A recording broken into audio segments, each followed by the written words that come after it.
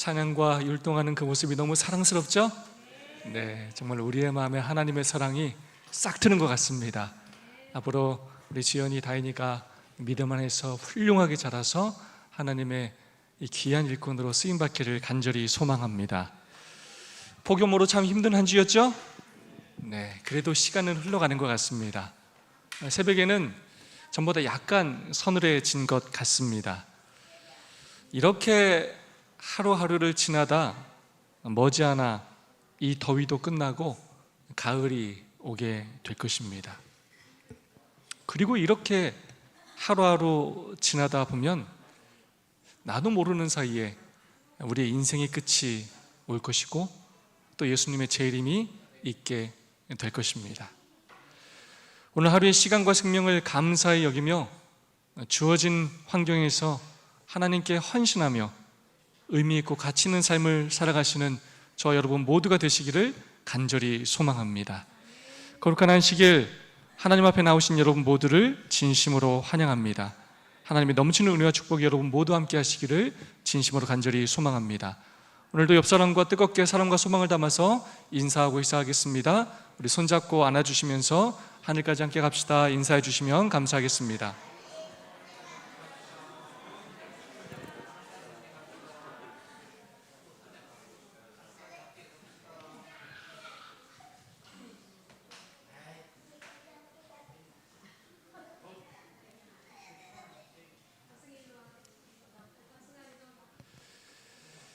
문제로 한번 시작해 볼까요? 여러분, 이 그림을 보고 생각나는 네 글자 단어 있습니까? 자, 이 그림을 보고 생각나는 네 글자 단어는 무엇일까요? 좀 어려운 문제입니다. 아시는 분 한번 손 들어볼까요? 불효불굴 누굽니까?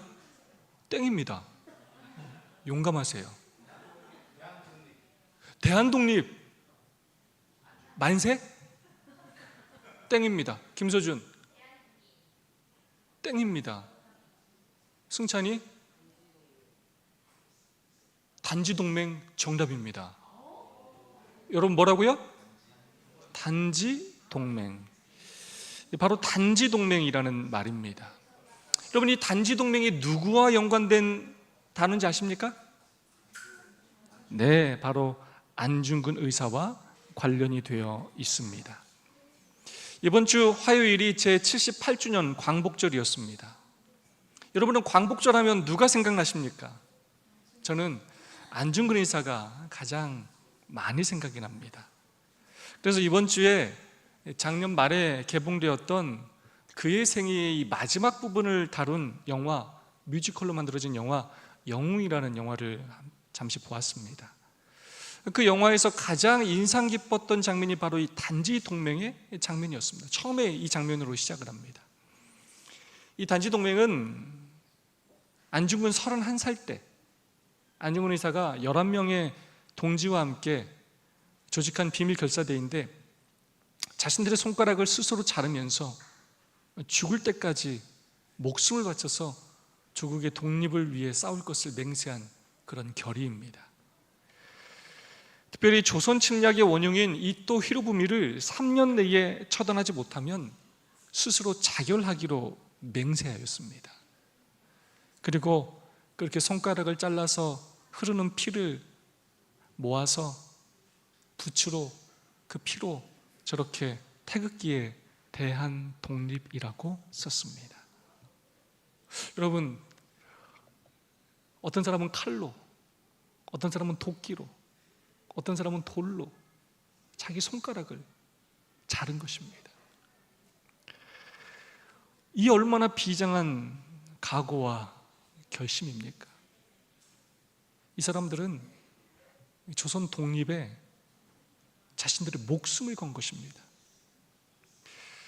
이 단지동맹은 새로운 항일운동의 방안을 모색하는 새로운 전환점이 된 그러한 사건이었습니다. 그런 결심 후에 안중근은 죽을 각오로 하얼빈에 이토 히로부미가 온다는 소식을 듣고 오랜 시간 계획하였고 결국 이토 히로부미를 암살하였습니다. 이 암살은 그 시도 자체가 위험한 일이었습니다. 성공해도 본인은 죽는 것이고 또 실패해도 결국 죽는 것이었습니다. 암살 성공 후에 잡혀서 재판을 받을 때도 그는 죽음을 두려워하지 않았습니다. 재판 전에 일본에 많은 회유가 있었다고 합니다. 개인적인 원한으로 이토 히로부미를 사살했다고 말하면 사형을 면해주겠다는 그런 제안이었습니다. 그러나 안중근은 오히려 당당하게 이 재판에 임하면서 이토 히로부미를 죽인 15가지 이유를 말하면서 자신이 개인의 원한이 아니라 대한제국 중령으로서 이토 히로부미를 사살했다고 말하며 그 재판관들을 당황하게 만들었습니다. 안중근 의사는 그런 상황에서도 자신의 재판과 생명을 걱정하기보다는 이 재판을 통해서 일본의 만행과 대한의 독립의지를 전 세계에 알리려고 하였습니다. 재판장에서 그렇게 하면 사형 선고를 받고 곧 죽을 텐데 죽음이 두렵지 않았을까요? 그에게는 어머니와 그리고 임신한 아내와 2명의 어린 자녀도 있었습니다. 그럼 그들이 걱정되지 않았을까요? 이미 집안에 있는 귀한 모든 것들은 다 팔아서 독립자금으로 마련하고 그렇게 살았어요.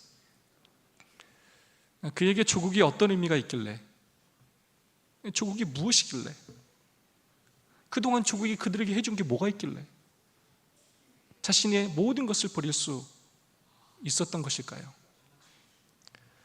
자신의 생명보다, 가족보다 이 나라를 사랑하고 이 나라에 충성할 수 있었을까요? 그러면서 제 자신을 돌아보게 되었습니다. 그들이 살아온 시대와는 너무나 다르지만 나는 과연 무엇을 위해 나의 소중한 것을 버릴 수 있는가?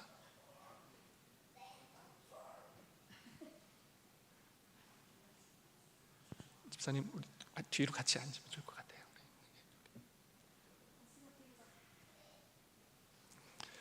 나에게는 목숨보다도 귀중한 그 무엇인가가 과연 있는가? 나는 나의 애정과 충성을 무엇을 위해 바치며 살고 있는가? 돌아보게 되었습니다.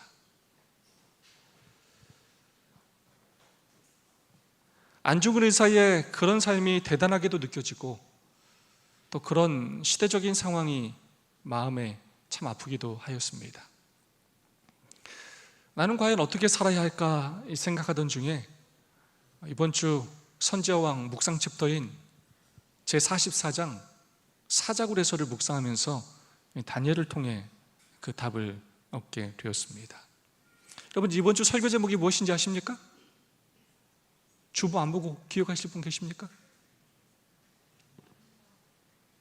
네, 충성, 집착, 감사입니다. 설교 제목이 참 특이하죠? 뭔지 잘 모르시겠죠? 이 세 단어는 제가 이번 챕터를 묵상하면서 가장 은혜 받은 단어들입니다. 제가 뽑은 이번 챕터의 핵심 키워드입니다. 특별히 다니엘의 삶과 가치관을 결정한 단어들입니다. 그래서 오늘은 다니엘의 삶을 꼴지은 충성, 집착, 감사라는 세 키워드를 통해서 우리가 이 마지막 시대에 어떻게 살아야 할지 생각해보는 시간을 갖고자 합니다. 첫 번째 키워드입니다. 바로 충성이라는 단어입니다. 이번 챕터에 가장 많이 등장하는 단어가 바로 충성이라는 단어입니다. 이 충성이라는 단어가 9번이나 사용되었습니다. 당연히 모두 다니엘에게 사용된 표현입니다. 그런데 이 충성이 두 부류, 두 대상에게 나눠집니다. 첫 번째는 바로 왕과 국가에 대한 충성입니다. 이는 그가 충성되어 아무 그릇함도 없고 아무 허물도 없었음이었더라. 왕이 가장 존경하는 충성스러운 정치가 다니엘. 왕은 이 말을 들었을 때 즉시 그의 충성스러운 종을 해하기 위하여 설치되었던 올무를 보았다. 그가 충성되어, 왕이 가장 존경하는 충성스러운 정치가 다니엘.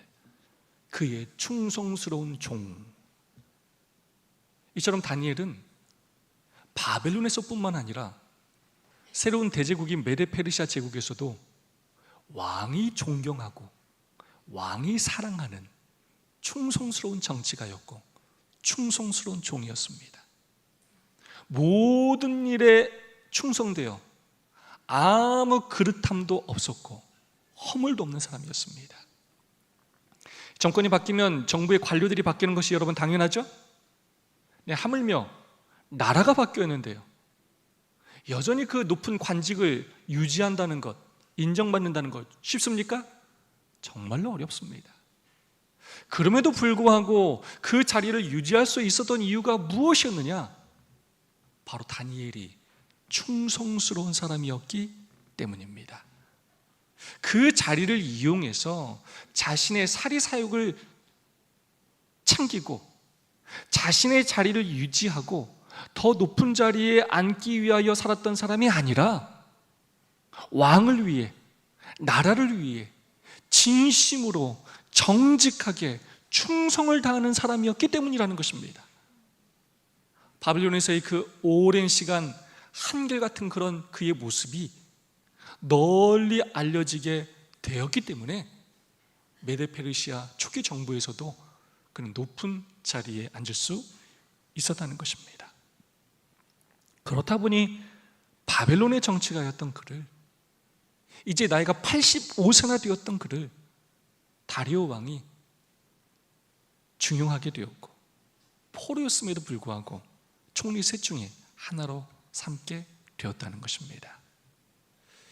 다니엘은 이처럼 왕에게, 그리고 자신이 살고 있던 나라에 충성하는 사람이었습니다.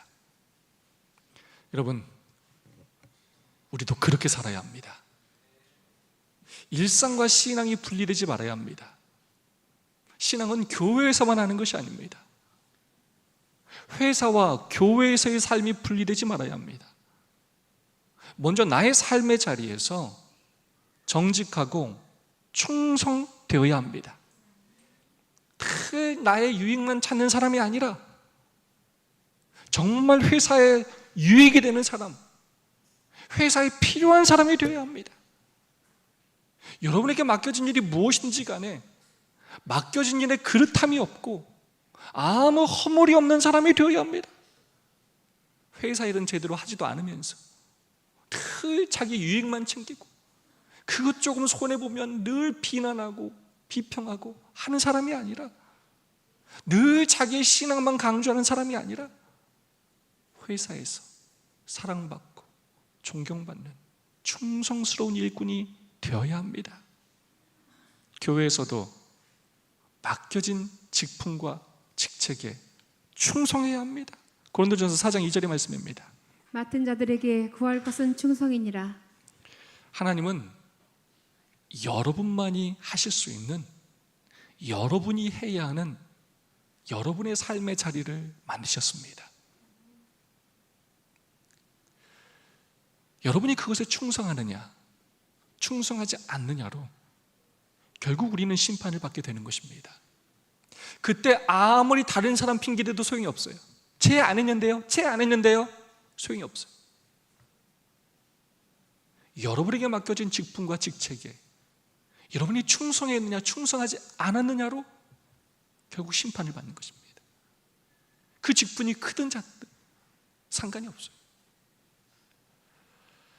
충성하면 복을 받지만 불충성하면 그에 합당한 심판을 받게 되는 것입니다. 직분과 직책을 귀히 여겨주시고 맡은 일에 충성해 주시기를 간절히 부탁드립니다. 저희들이 이번에 에베소서를 통하여 많은 것을 배우고 있죠? 하나님께서 이 교회를 통하여 우리를 영적으로 성숙시키시고 변화시키시고 연합을 통하여 이 교회를 바로 세우기를 원하신다는 것입니다. 교회 일에 여러분 무관심하시면 안 됩니다. 적극적으로 여러분 맡은 직분과 직책에 충성해 주시기를 간절히 부탁드립니다. 그래서 목회자와 주변 성도들에게, 야, 진짜 저 사람은 정말로 충성된 그리스도인이다, 라는 인정과 칭찬을 받게 되기를 소망합니다. 그리고 우리는 국가에도 충성해야 합니다. 다니엘처럼 하나님의 율법에 위배되지 않는 한 최선을 다해서 국가의 의무를 다해야 합니다. 세금 잘 들여야 합니다. 국가가 우리에게 맡겨주신 4대 의무를 잘 감당하고 할 수 있다면 국가의 모든 정책들에 순종하고 협력해야 합니다. 충성스러운 국민, 충성스러운 시민이 되어야 합니다. 다니엘은 그의 평생의 삶을 그렇게 충성스러운 정치가로, 백성으로 살았습니다. 그가 안중근처럼 폭력으로 저항운동을 하지 않았고, 그는 하나님의 특별한 섭리로 자신을 그 이방 땅에 보내셨음을 믿고 그는 그곳에서 그런 방식으로 충성하는 삶을 살았습니다. 여러분, 그랬더니 어떤 일을 당합니까? 네, 다른 총리와 방백들의 엄청난 시기와 질투를 받게 되었습니다. 그들이 볼 때 다니엘을 죽여야 되겠다라는 생각을 그들이 갖게 되었습니다. 여러분, 한편으로 생각하면 너무나 당연하지 않습니까? 권력이라는 것은 굉장히 무서운 것입니다. 근데 그들의 입장에서 볼 때 얼마나 다니엘이 눈에 가시처럼 보였겠습니까? 이 포로였는데 너무도 일을 잘해서, 아니 본들보다 너무나 뛰어나서, 자신들은 길국 공신인데 이 포로였던 다니엘의 이 정치가였던 그가 자신들보다 높은 자리에 앉고 왕의 사랑을 받고 있는 것입니다. 얼마나 얄미웠겠습니까? 그래서 그들이 어떤 일을 합니까? 다니엘은 털어도 먼지가 안 나는 사람이었기에, 너무나 충성되어 아무 그릇함도 없고 아무 허물도 없는 사람이었기에 그의 신앙생활을 통해 그를 고소하여 죽이려는 계획을 세우게 되었습니다. 누가 이 계획에 함께했다고 선지자는 말하고 있습니까? 사탄이 그 계획에 함께하였습니다. 왕의 허영심에 호소하여 30일 동안 다리오 왕 외에 하나님께나 사람에게 무엇이든지 구하는 것을 금지하는 법령을 제정하고, 이를 범하는 자는 사자굴에 던지는 형벌을 가하자는 법을 제안하였습니다. 다리오 왕은 그 교묘한 목적을 알지 못하고 그 금령에 도장을 찍고 말았습니다. 여러분, 그때 다니엘이 어떤 행동을 했습니까? 이런 상황에 처한 다니엘의 태도를 가장 잘 표현한 단어가 바로 충성이라는 단어입니다. 그리고 이번 챕터는 바로 그런 억울하고 어이없는 상황에서도 목숨을 걸고 하나님께 충성하는 다니엘을 강조하고 있습니다. 542페이지 말씀입니다. 그가 하나님께 충성하는 결과가 어떻게 될지를 잘 알고 있었으면서도 동요하지 않았다. 다니엘은 그 원수들의 목적을 분명히 알았습니다. 자신이 지금처럼 하나님께 충성할 때 사자굴에 던져지고 죽을 수밖에 없다는 걸 분명히 알았습니다. 그 결과가 어떨지를 너무나 잘 알고 있었어요. 그런데도 불구하고 다니엘은 동요하지 않았습니다. 어떻게 행동하였습니까? 다니엘은 금령을 만드는 그들의 악의에 찬 의도를 재빨리 알았으나 조금도 그의 행동을 바꾸지 아니하였다. 그에게 기도가 가장 필요되는 지금에 왜 그가 기도하기를 멈출 것인가? 차라리 그는 생명 그 자체를 버릴지언정 하나님의 도우심에 대한 그의 소망을 버리고자 하지 아니하였다. 그는 침착하게 방백들의 수령으로서의 의무를 수행하였고, 기도의 시간에는 그의 방에 들어가 평상시의 규례를 따라 예루살렘을 향하여 열린 창문에서 하늘의 하나님께 그 소원을 아뢰었다. 다니엘은 조금도 그의 행동을 바꾸지 않았습니다. 그는 기도의 그 모습을 멈출 수 없었습니다. 아니, 한 달만 안 보이는 곳에서 몰래 기도하면 되지 않습니까? 아니, 왜 이렇게 지혜가 부족합니까? 라고 생각할지 모르겠습니다. 그러나 다니엘은 자신과 하늘과의 그 관계가 단절된 것처럼 보이는 것조차 허락하지 않았습니다.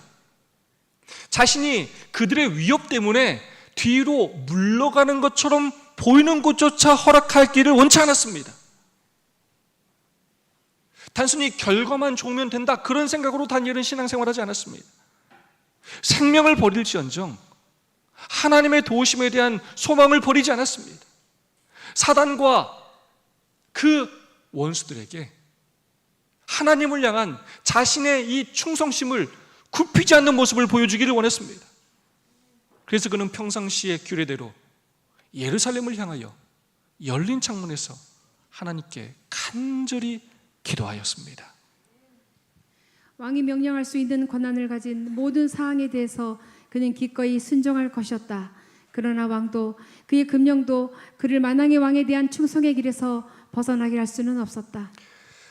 왕이 명령한 다른 명령이었다면 다니엘은 모든 것에 대해서 순종했을 것입니다. 그러나 하나님께 충성을 저버려야 하는 이 일에 있어서는 왕도 그의 금령도 그를 만왕의 왕에 대한 충성의 길에서 벗어나게 할 수는 없었다는 것입니다. 그 누구도 그 무엇도 다니엘의 하나님을 향한 그 충성을 막을 수가 없었다는 것입니다. 그래서 선지자는 이번 챕터에서 다니엘을 이렇게 표현하고 있습니다. 우상 숭배자들에게 둘러싸인 다니엘은 이 진리에 대한 충성스러운 증인이었다. 하나님께 대한 그의 충성심이 확고부동하고 사리사욕의 지배에 굴하지 않는 다니엘은 여호와의 충성스러운 사자.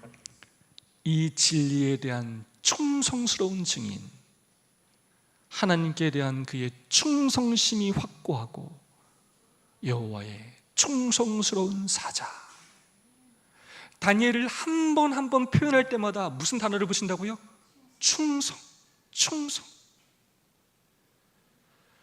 안중근 의사가 대한 독립을 위해서 가족을 포기하고 생명을 포기하고 그 젊은 나이 32살에 자신의 모든 것을 걸었던 것처럼, 나라에 충성했던 것처럼 다니엘 역시 하나님의 나라를 위해 그 선악간의 대징투에서 하나님을 증거하는 일에, 하나님께 충성하는 일에 자신의 목숨을 걸었던 것입니다. 사자굴에 들어가는 것을 그는 두려워하지 않았습니다. 이처럼 그는 우상 숭배자들 사이에서 하나님의 살아계심을 증거하는 충성스러운 증인이었고 여호와의 충성스러운 사자였습니다. 충성심이 확고부동한 하나님의 종이었습니다. 사랑하는 성도 여러분, 우리도 그렇게 살 수 있기를 소망합니다.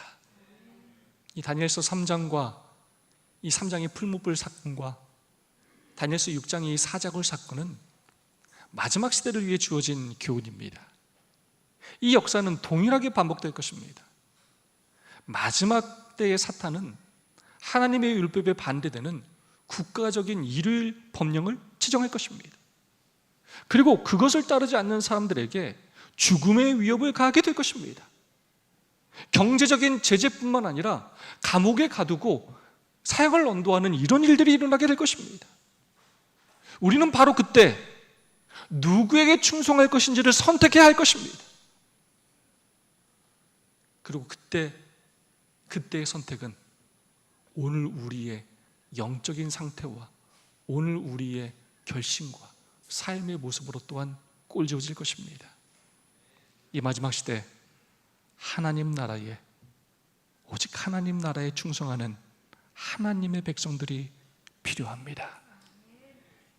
만왕의 왕에 대한 충성의 길에서 벗어나게 할 수는 없었다. 저와 여러분이 바로 그때 다니엘처럼 하나님께 대한 충성의 길에서 벗어나지 않는 마지막 시대의 다니엘이 되기를 간절히 소망합니다. 또 하나 다니엘의 이 충성스러운 삶의 모습은 바로 이 부분입니다. 그의 이름이 붙인 책 7장에서 12장까지의 그가 기록한 놀라운 예언들을 선지자 자신도 충분히 깨닫지 못하였으나 마지막 때 곧 이 세상 역사의 종말에 그는 자기의 몫을 담당하고 그의 업을 누리게 될 것이라는 복된 보증을 그의 필상의 사업이 마치기 전에 받았다.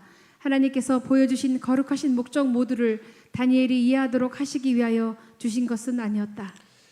이 다니엘서 1장부터 6장까지가 역사적인 부분이고, 잘 아시는 것처럼 7장부터 12장까지가 예언적인 부분입니다. 다니엘이 하나님의 계시로 다니엘서 7장부터 12장까지 예언을 기록했지만 다니엘도 충분히 깨닫지 못했다는 것입니다. 그 계시와 내용과 목적을 온전히 이해하지는 못했다는 것입니다. 저는 이 표현이 너무나 감동적이에요. 중요한 부분이 바로 이 부분입니다. 이 세상 역사의 종말에 그는 자기의 몫을 담당하고, 다니엘이 그 계시를 다 이해하지 못했지만, 그 목적을 다 알지 못했지만, 그 예언을 기록하는 것이 자신에게 맡겨진 자기의 목심을 깨닫고 최선을 다해서 계시를 기록했다는 것입니다. 하나님께서 자기에게 맡겨주신 자기의 몫에 최선을 다했다는 것입니다. 오늘 안식일학교 순서 우리 학생선교회 보고와 간증 정말 감동적이지 않았습니까? 저희 교회에 학생들을 지도할 전도사님이나 청년들이 부족한 것이 사실입니다. 그렇다고 저희가 학생반을 운영하지 않을 수가 없었습니다. 그래야 저희가 최후의 방법으로 선택한 것이 바로 우리 조민영 집사님, 또 김혜지 장모님 물망초 소그룹이었습니다. 이분들의 나이가 40대 후반에서 60대를 넘어가는 분들이에요. 아이들과 40살 이상 차이가 나고, 과연 이분들이 할 수 있을까? 걱정도 많이 됐습니다. 그러나 정말로 이분들이 헌신적으로 봉사해 주시고 계시지 않습니까? 나이 차이가 많이 나서 때로 어려운 점이 있지만, 순서 준비가 어렵지만 맡겨진 일에 순종하며 자기의 몫을 담당하는 그 모습에 큰 감동을 받게 되는 것입니다. 하나님은 우리의 무엇으로 평가하시느냐? 자기의 몫을 담당하느냐 담당하지 않느냐로 심판하신다는 것. 우리도 그렇게 충성된 종이 되기를 소망합니다. 때때로 우리도 나를 향한 하나님의 그 뜻과 방법을 다 이해하지 못할 때가 있습니다. 하나님, 그거 왜 제가 해야 합니까? 저 70 넘었어요. 저 젊었을 때 다 했어요. 저를 왜 이런 곳에 보내십니까? 아니, 쟤 시키지 왜 저 시킵니까? 쟤 보내지 왜 저 보냅니까?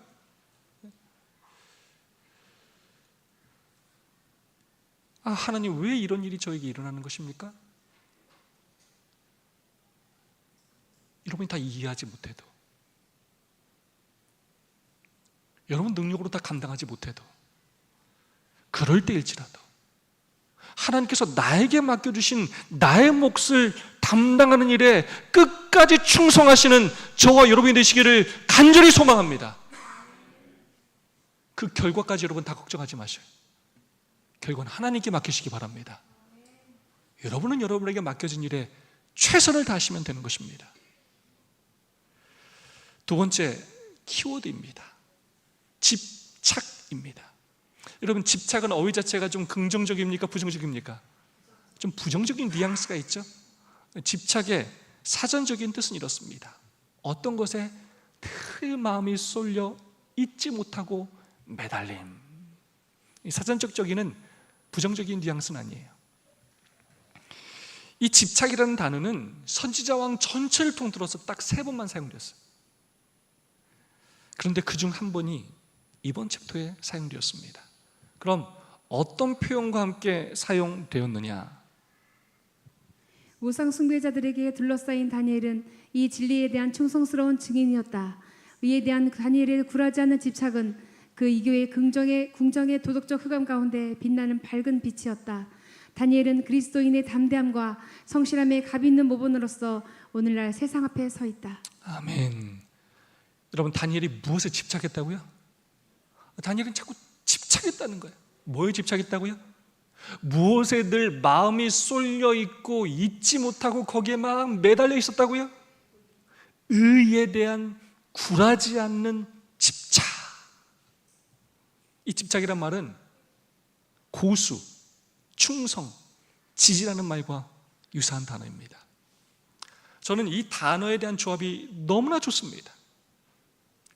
의에 대한 굴하지 않는 집착.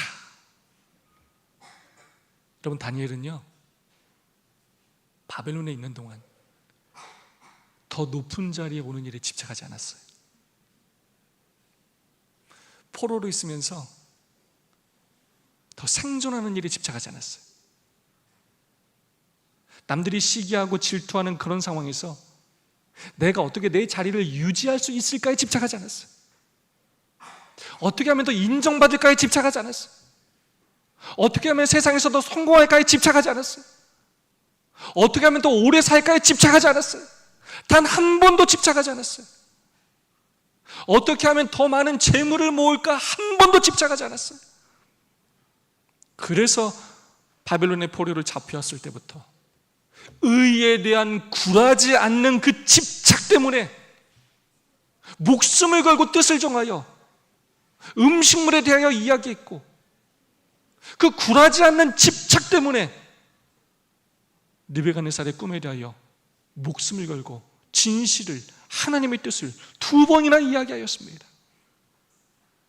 의에 대한 굴하지 않는 그 집착 때문에 벨사살의 요청대로 벽에 글씨를 해석해 주었고, 그를 책망했으며 그가 주는 그 선물을 받지 않는다고 하였습니다.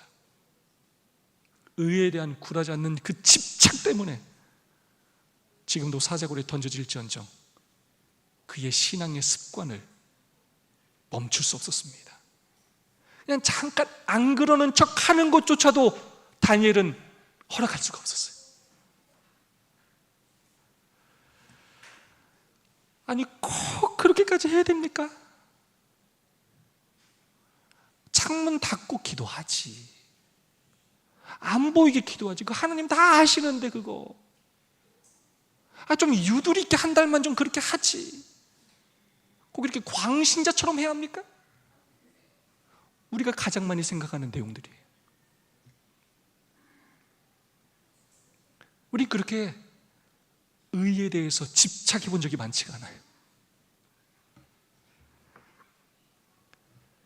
근데 다니엘은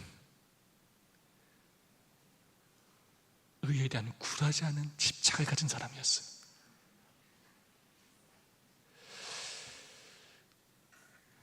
왜냐? 그의 마음이 온전히 의에 쏠려 있었기 때문입니다. 여러분, 보통 집착은 언제 하냐면 결핍이 있을 때 집착을 하게 됩니다.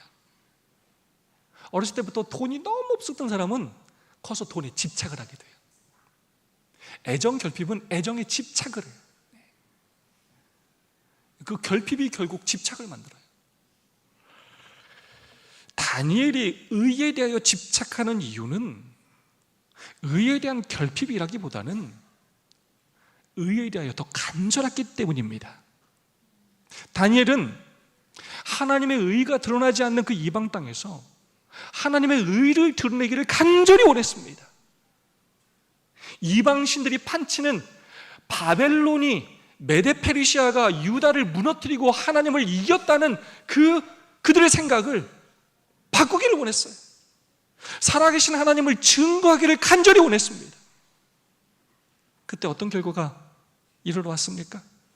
정책보다는 오히려 의를 따르고자 선택한 이 한 사람의 용기를 통하여 사단은 패배하고 하나님의 성호는 존귀와 영광을 받아야 했다.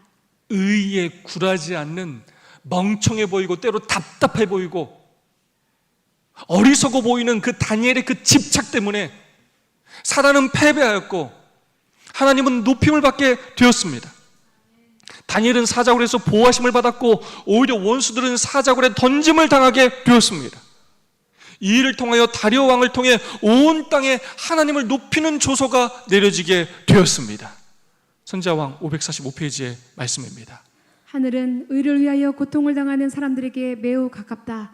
그리스도께서는 당신의 충성스러운 백성의 이해관계를 당신의 것과 동일시하시고 몸소 당신의 성도들의 고통에 동참하심으로 누구든지 당신의 택하신 사람들을 해하는 것은 곧 그리스도를 해하는 것이다. 이번 챕터가 충성 다음으로 강조하는 부분이 바로 의라는 부분이에요. 이 충성과 의는 연결되어 있어요. 하늘의 의는, 하늘의 축복은, 하늘의 기쁨은 이 의에 집착하는 사람들에게 가깝다라고 말하고 있는 것입니다.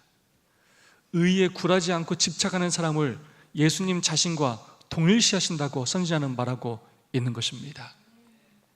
오늘 우리는 무엇에 집착하며 살고 있습니까? 요즘 여러분은 무엇에 늘 마음이 쏠려 잊지 못하고 매달려 있습니까?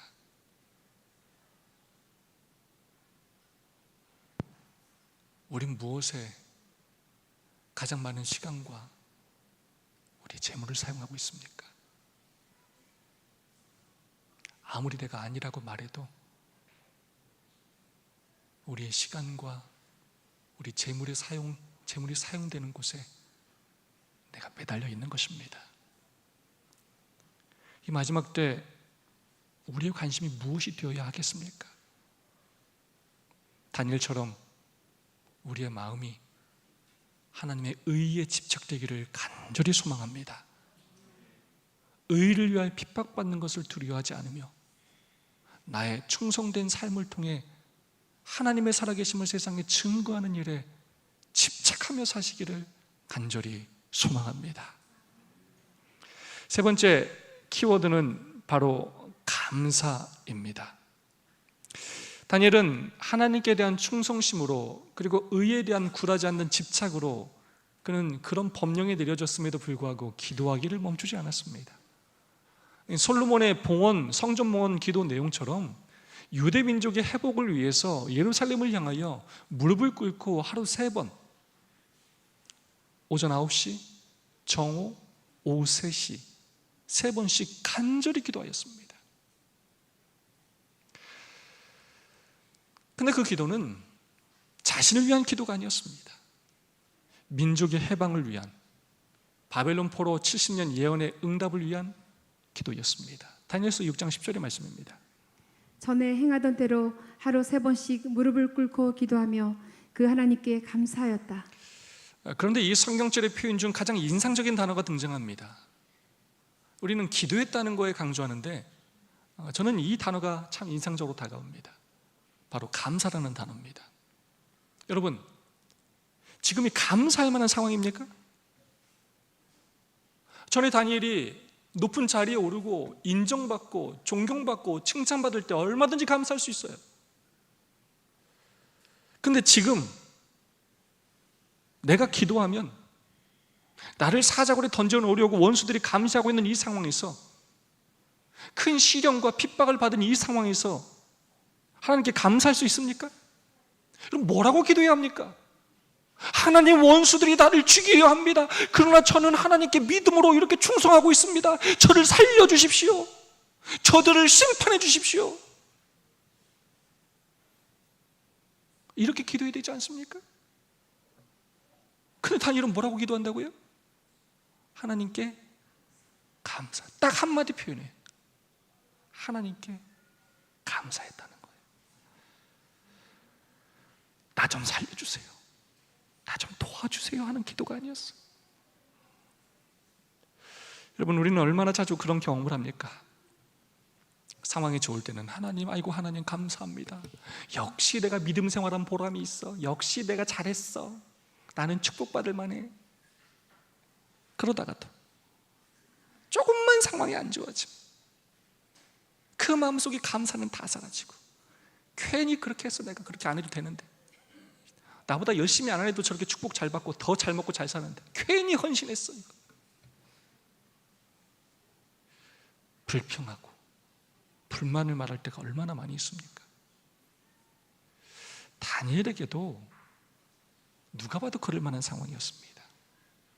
그런데 그 순간에도 다니엘은 전에 행하던 대로 감사 기도를 드리고 있는 것입니다. 여러분, 어떻게 그럴 수가 있단 말입니까?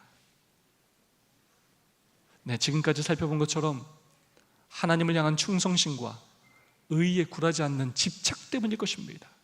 자, 그렇다면 어떤 제목으로 감사했을까요? 이것이 이번 주 저희 묵상의 주제였습니다.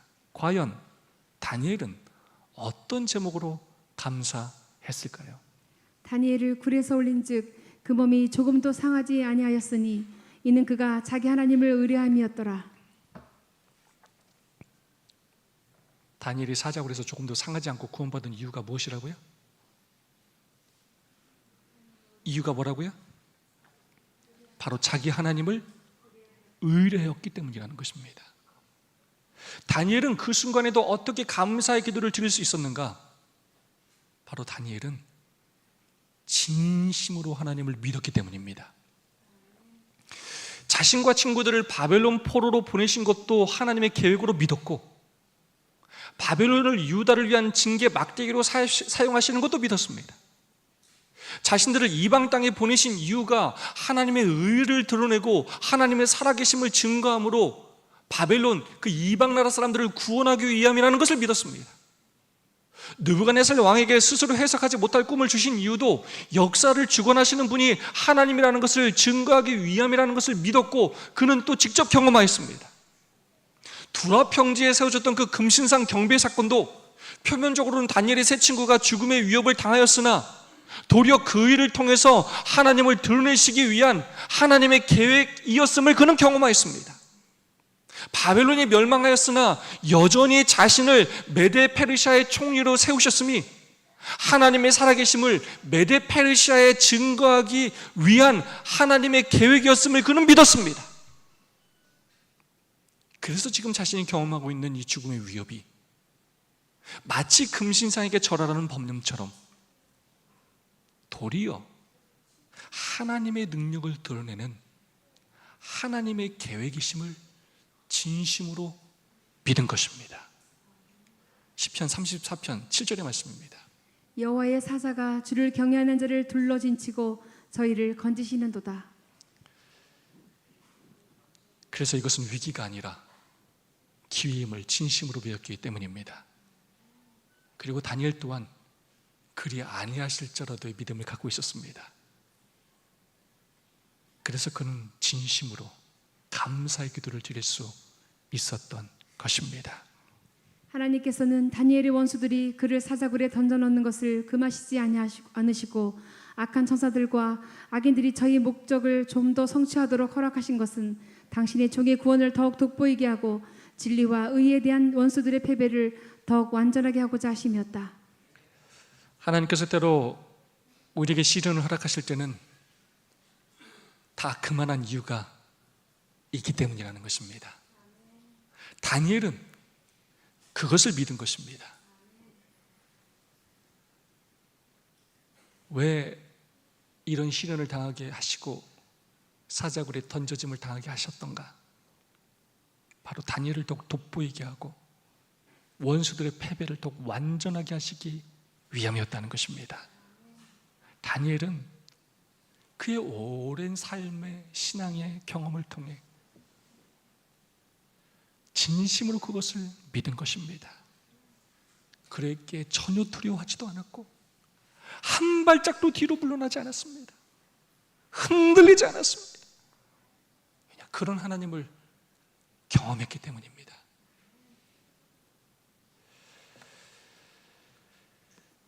그리고 우리는 6장의 마지막 성경절을 주목해야 합니다. 이 다니엘이 다리오 왕의 시대와 바사 사람 고레스 왕의 시대에 형통하였더라. 이 다니엘은 의도적으로 다리오 왕의 시대 그리고 그 다음 왕인 고레스 왕을 언급하고 있습니다. 이게 6장의 마지막 절이에요. 다리오 왕은 고레스의 장리자 외삼촌인 시악사레스 2세였을 것으로 보입니다. 그는 2년 정도를 통치한 후에 고레스에게 왕위를 넘기게 됩니다. 그럼 고레스는 누구냐면 여러분이 잘 아시는 것처럼 이사야 선지자를 통해서 예언된 인물로 BC 537년 가을에 제1차 유다 포로 석방령을 내린 왕입니다. 다니엘의 사자굴 사건이 바로 1년 전 BC 538년에 있었기 때문에 다리오 왕의 조서를 통해서 다니엘의 하나님을 더욱 잘 아는 계기가 되었을 것입니다. 그리고 그 후에 직접 다니엘도 만나게 되었을 것입니다. 그런 다니엘의 충성과 믿음 그리고 그가 믿는 하나님에 대한 신뢰 때문에 포로 석방령을 내릴 수 있었을 것입니다. 선지자왕 545페이지 말씀입니다. 다니엘이 다리오 왕의 시대와 바사 사람 고레스 왕의 시대에 형통하였다. 이 교회 군주들은 다니엘과의 교제를 통하여 다니엘이 하나님을 사시는 하나님이시요 영원히 변치 않으실 자시며 그 나라는 망하지 아니할 것이라고 고백할 수밖에 없었다. 이 교회 군주들이에요. 그러면서 두 명을 얘기하죠. 누구요? 다리오 왕과 고레스 왕. 이들이 누구와 교제했다고요? 다니엘과의 교제를 통해서 사시는 하나님, 영원히 변치 않으신 하나님, 그 나라는 망하지 않는 걸 그들이 고백하게 되었다는 거예요. 무슨 말이냐? 다니엘의 사자굴 사건은 유다 백성을 포로에서 석방시키는데 도움을 주기 위해 하나님께서 계획하신 사건이었다는 것입니다. 고레스에게 감동을 주어서 하나님의 백성을 풀어주기 위한 하나님의 계획하심이었다는 것입니다. 그리고 다니엘은 그것을 믿었기에 그 죽음의 위협을 기회로 생각하고 하나님께 감사할 수 있었다는 것입니다. 우리도 그렇게 살았으면 좋겠습니다. 아무리 힘들고 어려운 일이 닥쳐도 이 일에 하나님의 섭리가 있음을 믿고 하나님께 충성하고 의에 대한 굴하지 않는 그 집착으로 어떤 상황에서도 하나님을 믿음으로 하나님께 감사하며 살 수 있기를 소망합니다. 나의 삶에 닥쳐오는 위기와 시련들이 오히려 기회임을 믿고 항상 전에 행하던 대로 먼저 감사하며 살 수 있기를 소망합니다. 너무나 유명한 찬양이죠. 날 구원하신 주 감사. 저는 이 노래의 가사가 너무 좋아요. 날 구원하신 주 감사.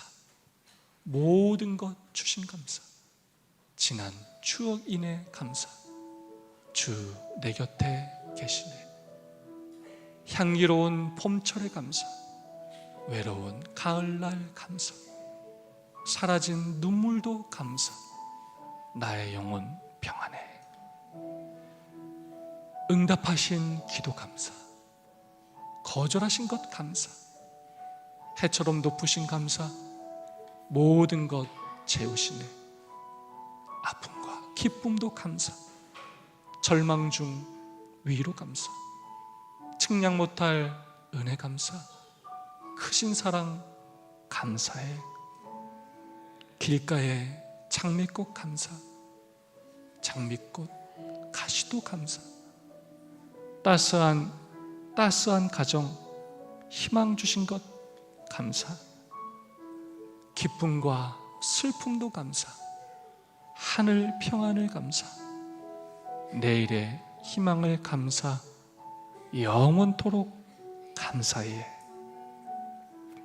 우리도 다니엘처럼 하나님께 대한 충성심으로 인하여 의에 굴하지 않는 집착으로 인하여 어떠한 시련과 어려움 속에서도 항상 이런 감사가 흘러넘치는 삶이 되기를 진심으로 간절히 소망하면서 오늘 말씀을 마치겠습니다. 두 분씩 짝을 지으시고 오늘 3분 동안 받은 은혜와 결심을 나누도록 하겠습니다. 혼자 계신 분이 없으시도록 두 분씩 짝을 지으시고 3분 동안 받은 은혜와 결심을 나누도록 하겠습니다.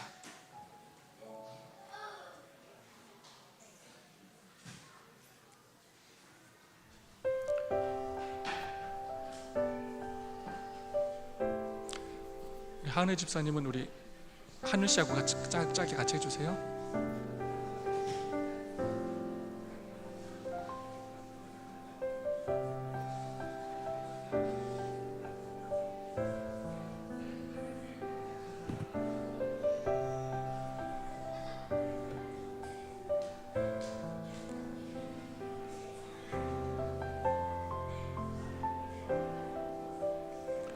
우리 권민정 성도님, 우리 테리아 성도와 함께 좀 나눠주세요.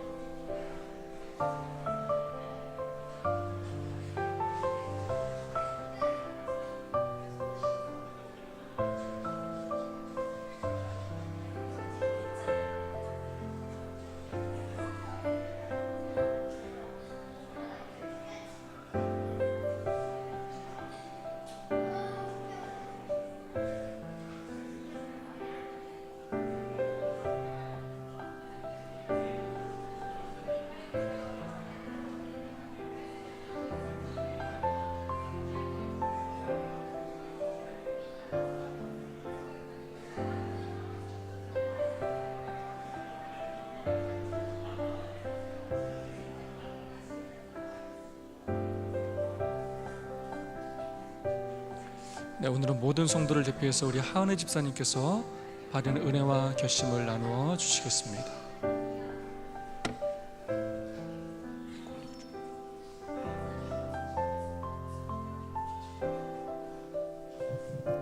예, 안녕하세요.